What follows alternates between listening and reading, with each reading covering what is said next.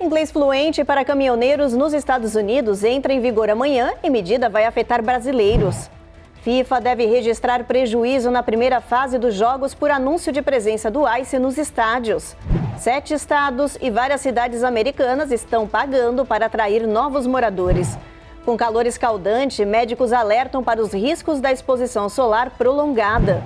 E o governo do Rio de Janeiro aproveita Mundial de Clubes para promover turismo e cultura carioca em Orlando, na Flórida. Porque o turismo gera renda, gera emprego e o Rio de Janeiro é o lugar mais bonito do mundo. Eu não tenho dúvida disso.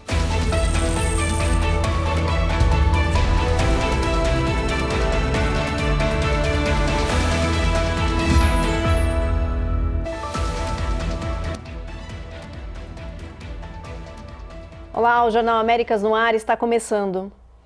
A partir de amanhã, dia 25 de junho, entra em vigor a nova exigência de falar e escrever inglês fluente para caminhoneiros aqui nos Estados Unidos. Quem não atender aos padrões será afastado do serviço por falta de proficiência. E olha, cerca de 700 mil motoristas são imigrantes, muitos brasileiros. João de Andrade dirige há 6 anos nos Estados Unidos e fala inglês fluentemente, mas milhares de outros motoristas não estão nesta condição. A maioria dos motoristas que estão nas estradas hoje não entendem as sinalizações. E isso causa muito acidente, principalmente nas áreas de construções. Existem muitos motoristas profissionais que conhecem as sinalizações, entendeu? Podem decorar o que significa aquelas sinalizações e, se falar pelo menos os 50% de inglês, já é excelente para se comunicar.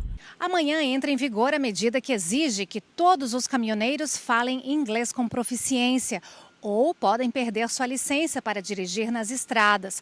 Fiscais vão fazer checagem e testes de inglês surpresa. Quem não estiver dentro dos padrões vai ser obrigado a sair da estrada e será desqualificado para a função.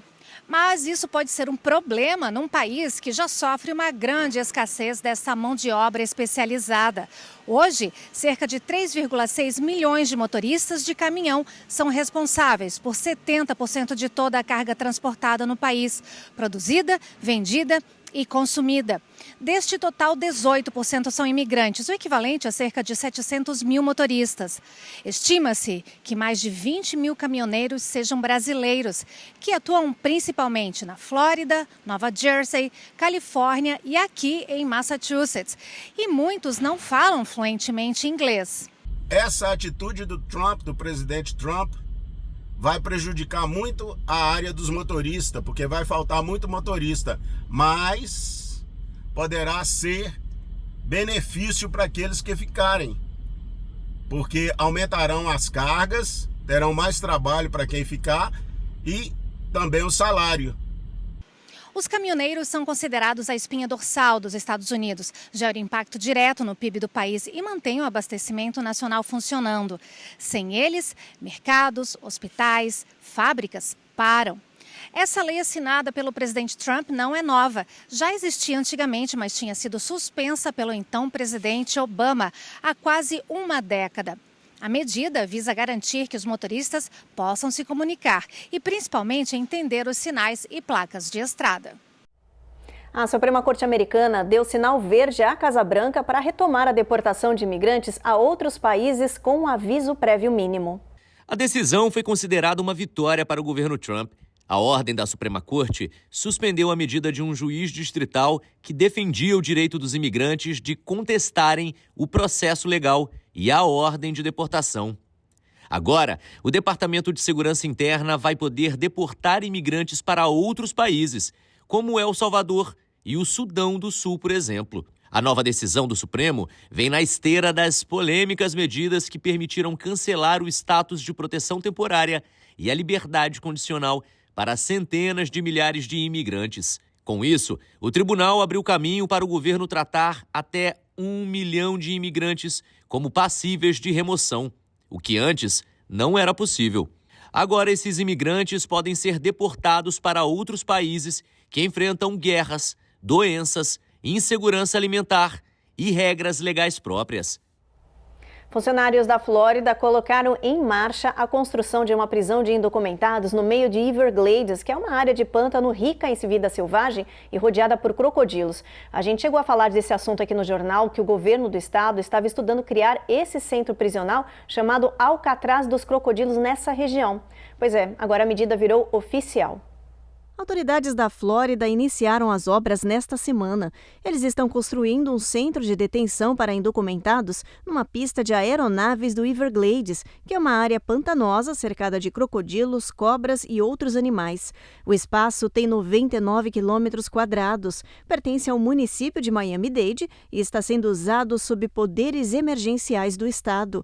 O governo chamou o Alcatraz dos Crocodilos de projeto eficiente e de baixo custo e disse que a segurança dos prisioneiros será feita pela Mãe Natureza, através dos animais selvagens.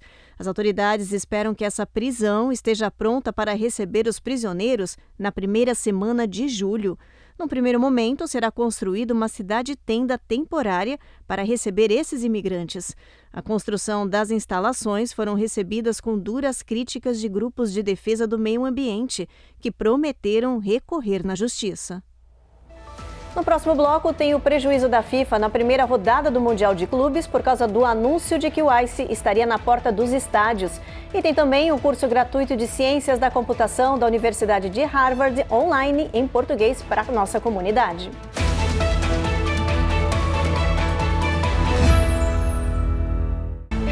Américas no Ar. Oferecimento Uninter.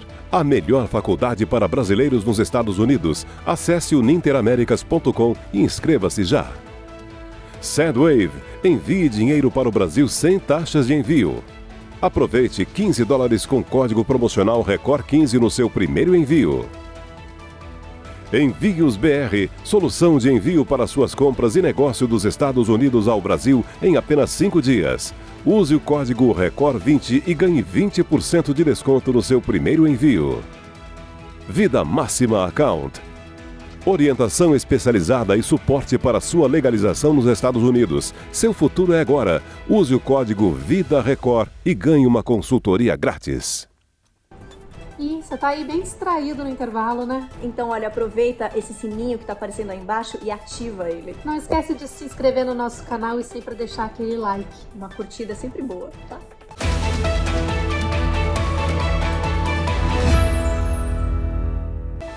A primeira fase do Mundial de Clubes 2025 vai terminar em prejuízo para a FIFA. É que o anúncio de que o Ice estaria na porta dos estádios provocou fuga dos torcedores e deixou as arquibancadas semi-vazias. A reportagem é do Eliseu Caetano.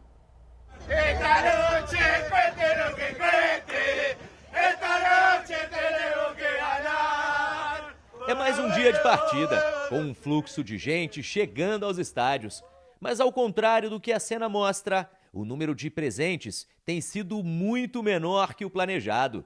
Muitos fãs, especialmente os que estão em situação irregular, decidiram não comparecer aos jogos por medo de operações do ICE, o Serviço de Imigração dos Estados Unidos.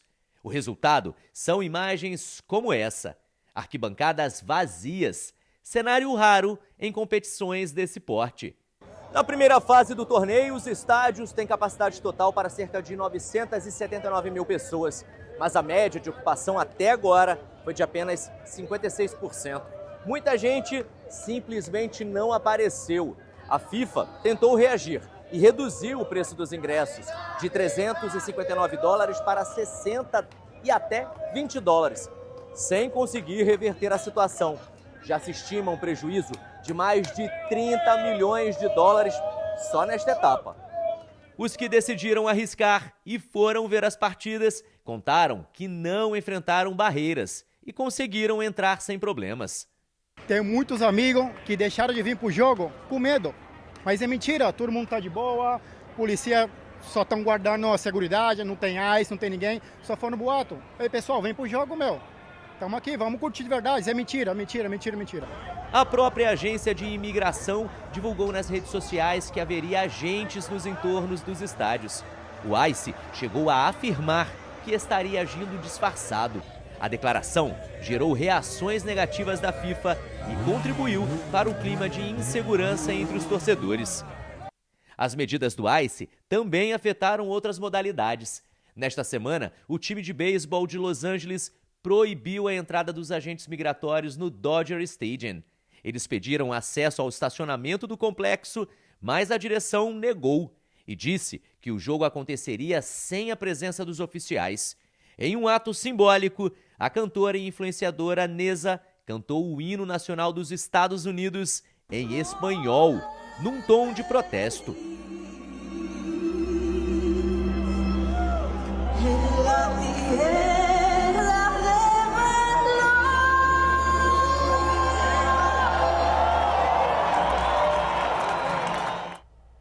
E falando em futebol, olha só essa notícia. Um recorde mundial foi quebrado em Seattle. Mais de 1.000 pessoas participaram de uma aula de futebol de 30 minutos ao ar livre. A ação coletiva entrou para o Guinness Book como a maior aula do mundo de bola no pé. A ideia começou como brincadeira em homenagem ao Mundial de Clubes da FIFA, mas acabou ganhando força, virou um evento na internet e bateu recorde mundial.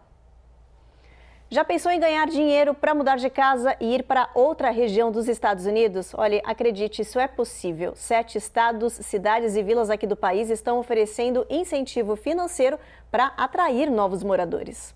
Dependendo do lugar que você decidir morar, pode receber até $15 mil.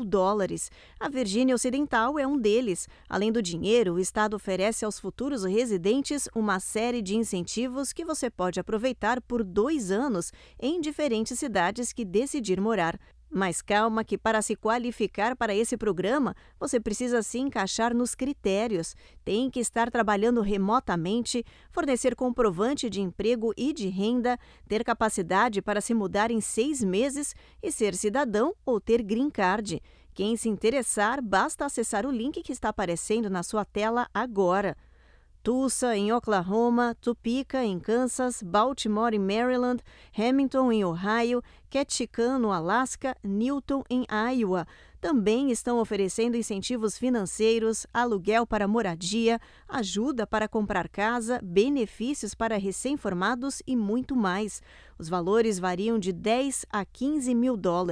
Também existem regras e requisitos. E a forma como o dinheiro será entregue varia de região para região. E tem outra notícia boa. A Universidade de Harvard está oferecendo aulas gratuitas online e com legenda em português. O curso que eles estão disponibilizando é o CC50, que é de Introdução à Ciência da Computação. O programa completou 14 anos e passou por uma atualização onde incluiu módulos dedicados à inteligência artificial. As aulas duram 12 semanas e são voltadas para quem é iniciante e não tem conhecimento prévio sobre esse tema. Os alunos vão aprender conceitos básicos da computação, internet, algoritmos, desenvolvimento de projetos e muito mais. No final, os estudantes ganham uma certificação de Harvard, que é uma das universidades mais conceituadas aqui dos Estados Unidos. Quem se interessou por esse curso, basta se inscrever no site que aparece na sua tela agora, páginas.estudarfora.org.br. A seguir, sondagem nacional aponta que 56% da população reprovou os ataques aéreos americanos no Irã. E ainda, cessar-fogo encerra conflito de 12 dias entre Israel e Irã, que deixou mortos e feridos dos dois lados.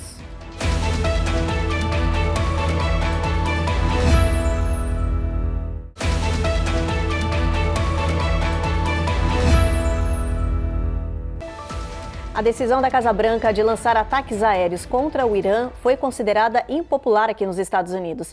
Uma pesquisa independente de opinião pública mostrou que 56% das pessoas desaprovaram os bombardeios, enquanto 44% aprovaram.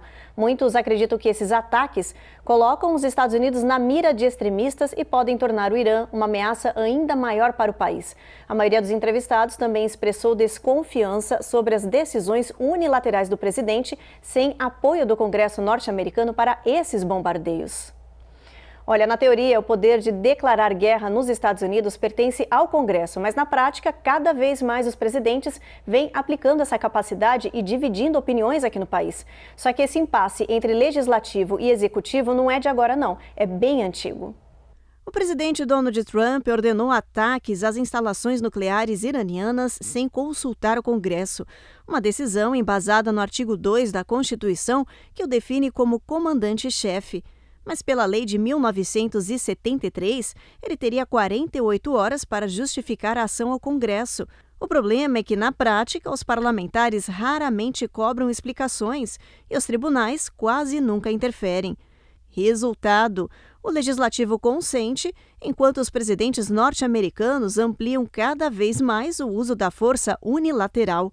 Essa prática se repete há pelo menos 25 anos, com ações militares sem autorização formal.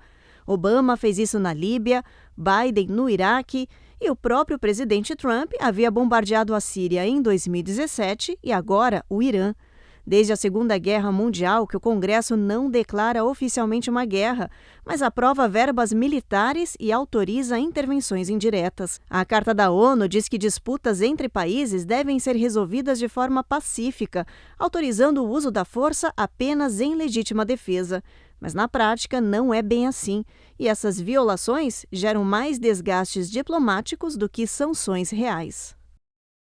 O presidente Donald Trump seguiu para a Holanda para participar da cúpula da OTAN, a Aliança Militar do Ocidente. Ele falou sobre a frágil trégua entre Israel e Irã, que foi retomada à força. Os detalhes com Matias Brotero. Após o cessar-fogo declarado por Donald Trump ter entrado em vigor, o presidente reforçou que o Irã nunca terá armas nucleares. A declaração aconteceu enquanto o americano viajava para Haia, onde participa da cúpula da OTAN. O republicano afirmou que, mesmo sem capacidades nucleares, o Irã vai ficar bem, uma vez que, de acordo com ele, o país tem bons negociadores e muito petróleo. Ao contrário do que havia sugerido nas redes sociais, Trump disse que não quer uma mudança de regime no Irã, pois isso poderia trazer caos para a região. No início da trégua, Israel acusou os iranianos de violarem um acordo de cessar-fogo. O Irã negou. Irritado, Trump chegou a dizer que os dois países tinham violado a trégua. O presidente alertou que Israel não deveria realizar mais bombardeios. Menos de uma hora depois, Trump postou que as forças israelenses não iriam atacar. O gabinete do primeiro-ministro de Israel confirmou que a conversa que Benjamin Netanyahu teve com Trump evitou ofensivas adicionais. O comunicado admite, no entanto, que em resposta às violações do Irã, a Força Aérea destruiu um sistema de radares nas proximidades de Teherã. De Washington, D.C., Matias Brotero para o Américas no Ar. O acordo de cessar-fogo entre Israel e Irã só entrou em vigor realmente hoje, quase 24 horas depois do anúncio feito pelo presidente Donald Trump. A trégua encerra 12 dias de conflito que deixou mortos e feridos dos dois lados. Irã e Israel trocaram ataques nas primeiras horas em que o acordo de cessar-fogo entrou em vigor nesta terça-feira. 3 horas depois do início da trégua, o Irã lançou 2 mísseis em direção a Israel, que foram interceptados. O governo israelense prometeu uma dura resposta, mas depois de protestos do presidente americano Donald Trump, fez um ataque de pequena escala contra um radar iraniano. Agora à noite, os dois lados confirmaram o fim do conflito de 12 dias. O primeiro-ministro israelense, Benjamin Netanyahu, afirmou que Israel teve uma vitória histórica e que a operação removeu 2 ameaças existenciais ao país, a da bomba nuclear e a de 20 mil mísseis balísticos. Netanyahu sinalizou que o foco agora se volta à faixa de Gaza e disse que não vai tirar o pé do acelerador, que Israel precisa derrotar o grupo terrorista Hamas e libertar todos os 50 reféns que estão na região. Depois de 12 dias, todos os serviços voltarão a funcionar normalmente amanhã em Israel, com a volta das atividades presenciais de escolas e trabalhos e a retomada de voos no aeroporto de Tel Aviv. De Tel Aviv, Vitor Larregina para o Américas no Ar. No próximo bloco, médicos alertam para os cuidados e riscos da exposição solar prolongada, como queimaduras e câncer. E tem também governo do Rio de Janeiro aproveitando o Mundial de Clubes para divulgar as belezas do estado brasileiro em Orlando, na Flórida.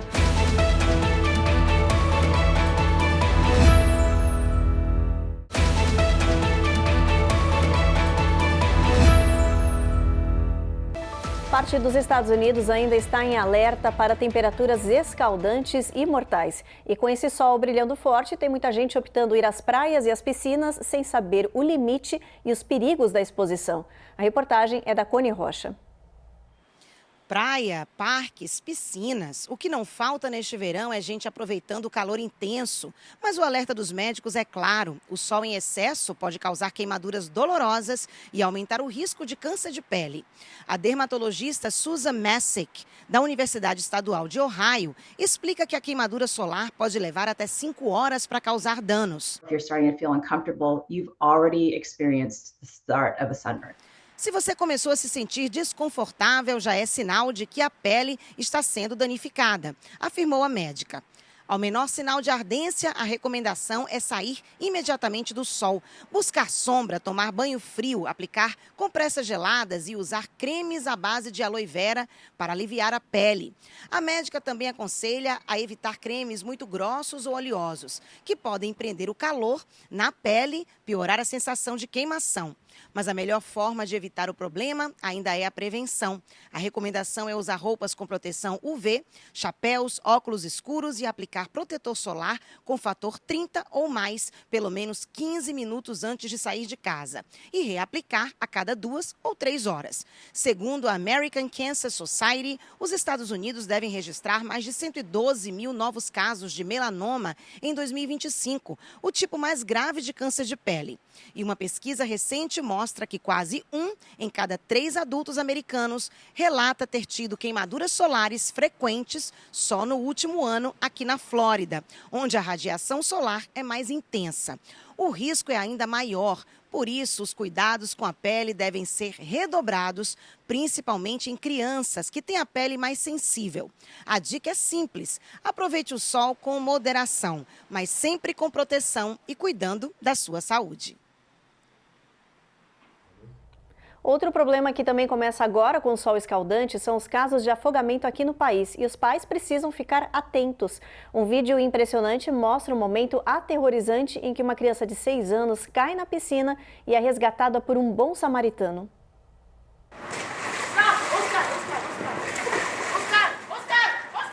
As imagens mostram um menino caindo e afundando na água enquanto a mãe grita por ajuda desesperada. Um homem que estava trabalhando na casa ao lado não pensa 2 vezes. Mesmo sem saber nadar, ele se joga na piscina, puxa o menino e começa a fazer as medidas de salvamento. Comecei a fazer o CPR, o garoto não estava respirando, mas continuei fazendo de qualquer maneira até que ele voltou a respirar. Uma câmera corporal mostra quando a polícia chega e assume o controle de tudo, junto com a equipe de resgate. Os médicos disseram que o menino só sobreviveu graças à ação rápida do bom samaritano, que se jogou na água e fez a massagem cardíaca mesmo sem ter experiência. Não me sinto um herói, apenas fiz o que tinha que ser feito. Me sinto bem, sou abençoado por poder ajudar esta criança. O Centro Nacional de Furacões anunciou o primeiro sistema nomeado a se formar no Oceano Atlântico. A tempestade tropical recebeu o nome de Andréia e está localizada entre as Bermudas e os Açores. O NOAA informou que essa formação não representa uma ameaça aqui para os Estados Unidos. Andréia tem ventos de 64 km por hora e está a 2.200 km de distância da costa norte-americana. A previsão é que a tempestade se mova para o nordeste e então perca força. Acredita-se que Andréia deva ter uma curta duração e que se dissipe no Oceano Atlântico amanhã cedo. A temporada de furacões do Atlântico está tendo um início lento e os especialistas dizem que isso se deve à nuvem de areia vinda do deserto do Saara, que acalmou os trópicos e está impedindo a formação de furacões. Vamos aproveitar que a gente está falando de clima, dar uma olhadinha na nossa previsão do tempo amanhã. Vamos dar uma olhadinha aqui no telão? A gente começa por Boston, por lá, temperatura de chuva, mínima de 61, máxima de 69. Nova York, tempo encoberto, Norfolk a mesma coisa, e Norfolk máxima de 84, mínima de 71. Atlanta, a gente também tem sol entre nuvens, vai chover em Jacksonville, em Tampa e Miami, toda essa região da Flórida aí, a gente tem máxima de 89 e 90 graus. San Antônio, sol vai brilhar forte com máxima de 94, El Paso, sol também intenso o dia inteiro com máxima de 96 e Albuquerque não tem previsão de nuvens, mínima de 67. São Francisco, novamente, a gente tem nuvens aí bastante fortes nessa região, com mínima de 55, máxima de 69. E Salt Lake City não tem previsão de nuvens ao longo do dia, o sol vai brilhar forte, mínima de 66, máxima de 87. E o governo do Rio de Janeiro está aproveitando o Mundial de Clubes para circular pelos Estados Unidos e divulgar as belezas do estado e atrair turistas internacionais. Depois de Nova York, as autoridades brasileiras estão agora em Orlando, como nos mostra a repórter Carla Marinho. É a primeira vez que uma única cidade tem 3 representantes no Mundial de Clubes: Botafogo, Flamengo e Fluminense. E, pensando nisso, o governador do Rio de Janeiro aproveitou para fechar acordos com os clubes e promover o estado como destino turístico. O mercado americano é o principal mercado emissor de turismo do mundo. É o que mais gasta, que tem um ticket médio mais alto. O Brasil voltou a estar no mercado americano e, obviamente, ele escolhe o Rio de Janeiro, com todo respeito, escolhe o Rio de Janeiro para vir para cá.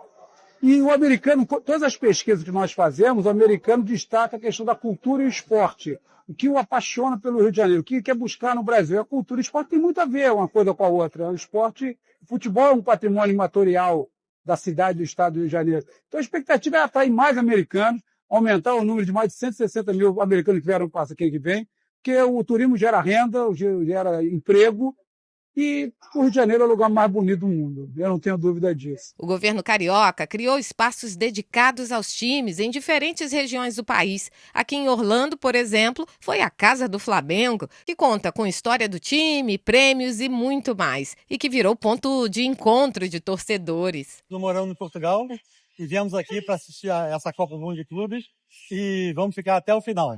Já fomos a Marrocos, já fomos ao Catar, estamos sempre disponíveis. O Flamengo, uma vez Flamengo, sempre Flamengo. Com os times brasileiros avançando para a próxima fase do torneio, aumentou ainda mais o desejo de conhecer o país do futebol. Eu nunca vi o americano falar tanto do Brasil, com tanta emoção e aquela vontade de visitar o Brasil. Isso é muito bom para a gente, para a nossa economia também. O turismo brasileiro é muito importante para Orlando, é o segundo maior país que manda mais turistas para cá. Então eu acho que esse relacionamento tende a continuar evoluindo. A gente, inclusive, está conversando com a Prefeitura do Rio de Janeiro para criar um vínculo formal entre Orlando e Rio de Janeiro. Este texano disse que, independente do time, não existe nada parecido com a vibração da torcida brasileira. It's a pretty happy environment. We enjoy it a lot, and soccer's been in my blood since I was 6, so I love it as well, and my family too, so that's what we're here for. A casa é do Flamengo, mas está aberta para todos os torcedores brasileiros de times no Mundial de Clubes. Até porque é aqui, nesse cartão postal da cidade de Orlando, que acontece o esquenta antes das partidas. Direito a telão para assistir o jogo e muita música no intervalo. E nesta disputa de times, o que a torcida espera mesmo é que na final dê Brasil. São 3 cariocas, então eu vou torcer para o time carioca, tá? E o Jornal Américas no Ar termina agora. A gente agradece a sua companhia e te espera na próxima edição. Até lá!